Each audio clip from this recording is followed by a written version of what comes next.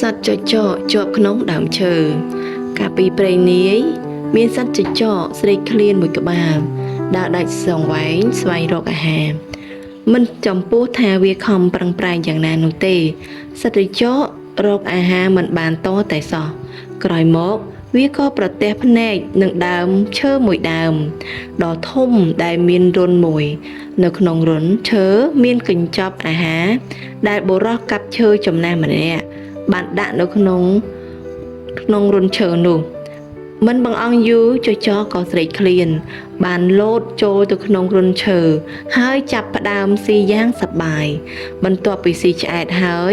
វាស្រេកទឹកក៏សម្រេចចិត្តចេញពីដើមឈើដើម្បីរកទឹកផឹកនៅក្បែរនោះទោះជាយ៉ាងណាក៏ដោយមិនថាវាខំប្រឹងយ៉ាងខ្លាំងយ៉ាងណានោះទេវាមិនអាចចេញពីរន្ធឈើបានទាល់តែសោះតើអ្នកដឹងទេថាហេតុអ្វីដោយសារតែចចកស៊ីអាហារច្រើនហួសដល់ថ្នាក់ធ្វើឲ្យខ្លួនរបស់វាប៉ោងធំពេកមិនអាចចេញពីរន្ធឈើនោះបានភ្លាមនោះអ្នកកាប់ឈើក៏បានមកដល់ហើយបានឃើញអាហារទាំងអស់ត្រូវបានសត្វចចកស៊ីអស់គាត់ខឹងខ្លាំងណាស់ក៏សម្លាប់សត្វចចកនៅពេលនោះទៅ